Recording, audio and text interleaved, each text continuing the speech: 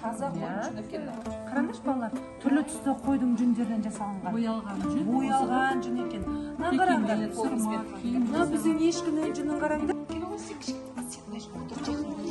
Қолдармен қойылған. Осылай әжелеріміз байпақ тоқыған, көрдіңіздер, киім жасады, осындай жүннен. Көрдіңіздер, бір киімдеріміздің бәрін осы жүннен жасалған.